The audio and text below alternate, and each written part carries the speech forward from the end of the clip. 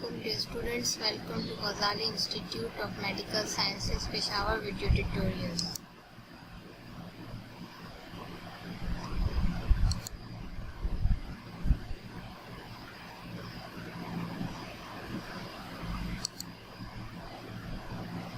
I myself Anam Talat presenting topic related to pharmacology BS 4th semester.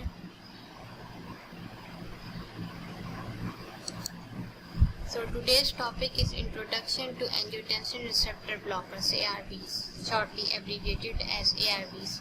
Today's topic is regarding the antihypertensive drug which is named as Angiotensin Receptor Blockers ARBs. Moving towards our next slide. इसमें बताया है कि आपके पास angiotensin receptor blockers ऐसी drugs हैं जो कि receptors angiotensin receptors को ब्लॉक करते हैं, जिसपे एंजाइम जो है एंजियोटेंसिन 2 जो है एक्ट ना करे और उसकी वजह से आप लोगों का बीपी हाई बीपी जो है वो लो हो जाए. इसमें मोस्ट कॉमन एग्जांपल्स इंक्लूड किए कैंडिसर्टान, इल्विसर्टान, लोसर्टान, ऑल्मिसर्टान, टेल्मिसर्टान, वेल्सर्टान.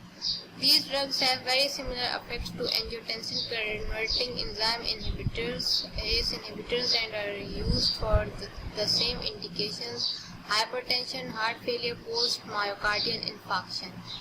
कहते हैं आपके पास जो एंजियोटेंसिन रिसेप्टर ब्लॉकर्स ड्रग्स हैं उनकी जो सिमिलैरिटी है विद रिस्पेक्ट टू उनके असरात जो इफेक्ट्स हैं वो एक जैसे हमने एस इनहिबिटर्स के बारे में पढ़ी, और वो जिन मेडिकल इलनेसेस में यूज़ होते हैं वो भी समवट सिमिलर हैं जो कि एस इनहिबिटर्स भी यूज़ होते हैं. मीन्स वो हाइपरटेंशन में, हार्ट फेलियर में या मायोकार्डियल इंफार्क्शन में यूज़ होते हैं. अब यहाँ पे एक बात आप लोगों ने माइंड में रखनी है कि ये जो आपके पास एंडिंग जो हो रही है इन तमाम ड्रग्स की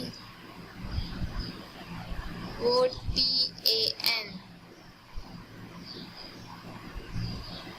वो सर्टान में एंडिंग हो रही है. ठीक है,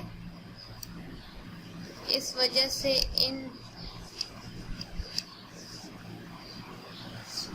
इन ड्रग्स को हम सर्टान फैमिली भी कहते हैं. जैसे हम एस इनहिबिटर्स को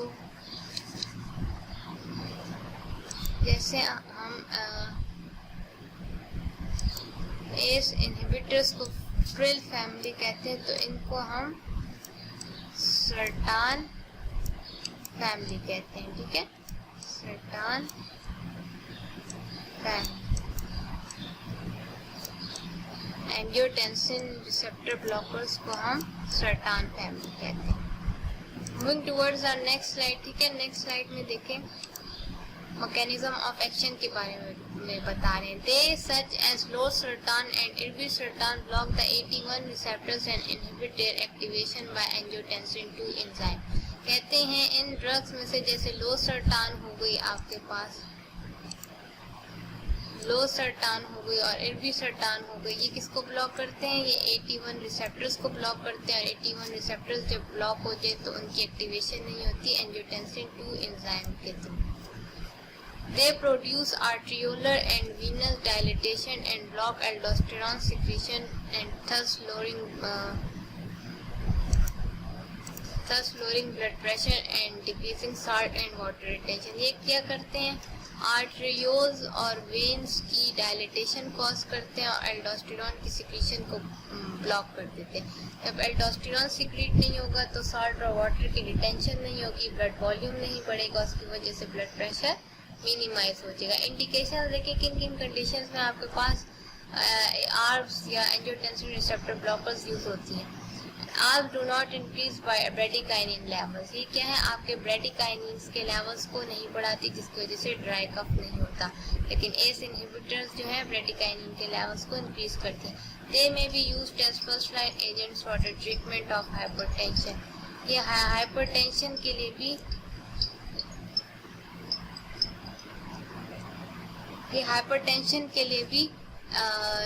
यूज होती हैं. ठीक है,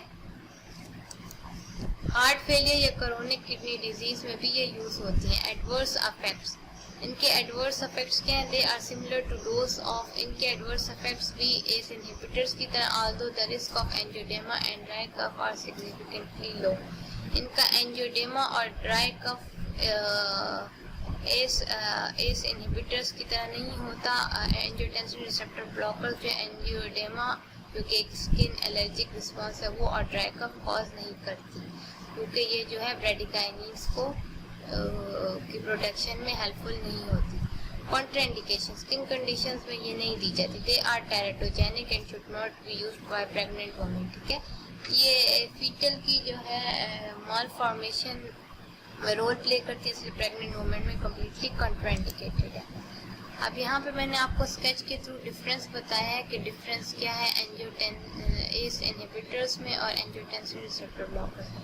अब ये तो आप लोगों ने काफ़ी बार स्केच पढ़ा हुआ कि एंजियोटेंसिन में एंजियोटेंसिनोजन में रेनिन एक्ट करता है, उसको एंजियोटेंसिन 1 में कन्वर्ट करता है, एंजियोटेंसिन 1 को एंजियोटेंसिन 2 में ACE enzyme angiotensin converting enzyme inhibit करता है। अब एस इनहिबिटर्स जाके एंजियोटेंसिन कन्वर्टिंग एंजाइम को ब्लॉक कर देते हैं, डिस्ट्रॉय कर देते हैं। एंजियोटेंसिन कन्वर्टिंग एंजाइम का काम ये होता है कि वो ब्रेडिकाइनिन्स को वो डिस्ट्रॉय करते हैं। जब आपके पास एस इनहिबिटर्स एस एंजाइम को ब्लॉक कर देगा तो एस एंजाइम जाके ब्रेडिकाइनिन्स की डिस्ट्रक्शन नहीं करेगा और उसकी वजह से आपको ड्राई कफ होता है। तो ये एक मेन रीज़न है कि आपके पास एस इनहिबिटर्स ड्राई कफ क्यों कॉज करते हैं। ठीक है, एंजियोटेंसिन 2 को बाइंड नहीं होने देता यहाँ पे एंजियोटेंसिन रिसेप्टर ब्लॉकर्स, तो जब अपने 81 रिसेप्टर्स के साथ बाइंड नहीं होते तो वो उनकी एक्टिवेशन कॉज नहीं करते, तो फिर अफेक्ट प्रोड्यूस नहीं होता। यहाँ पे भी वही बात है, यहाँ पे आपको पता है कि एंजियोटेंसिन 2 दो रिसेप्टर्स पे एक्ट करते हैं, एंजियोटेंसिन 1 रिसेप्टर है, एक एंजियोटेंसिन 2 रिसेप्टर है। एंजियोटेंसिन 1 रिसेप्टर जो 81 रिसेप्टर ये कार्डियोवास्कुलर टॉक्सिसिटी करता है। किस तरह? जब ये एक्टिवेट हो जाए एंजियोटेंसिन 2 81 रिसेप्टर पे जब एक्ट करता है तो ये vascular NADPH oxidase super oxide adhesion molecules, ये तमाम फैक्टर्स जो हैं इनकी स्टिमुलेशन कॉज करता है। जब इनकी स्टिमुलेशन कॉज करता है तो उसकी वजह से आपका पूरा कार्डियोवास्कुलर सिस्टम खराब होने लगता है, BP रेज होते हैं। ठीक है, और A2 रिसेप्टर ब्लॉकर्स में आपके पास PKC और CGMP जो है इसकी वैल्यू रेज होती है और ये जाके आपके कार्डियोवास्कुलर को प्रोटेक्ट करता है। ये जो है नाइट्रिक ऑक्साइड बनाता है, प्रोस्टाग्लैंडिन E2, ये सारी चीज़ें। तो इसकी बाइंडिंग अगर इसके साथ हो तब भी आपका ब्लड प्रेशर रेज होता है, तो इस वजह से आपके पास सर्टान फैमिली एंजियोटेंसिन 2 की बाइंडिंग इसके साथ नहीं होने देता कि आपका ब्लड प्रेशर रेज ना हो। ठीक है, आज के लिए इतने। कोई भी क्वेश्चन हो आप दोबारा पूछ सकते हैं। ठीक है, असाइनमेंट में आपने dry cough occurs by bradykinin से रिलेटेड स्टडी करना है। ठीक है, स्केच के बारे में देख लें। Thank you for listening dear student.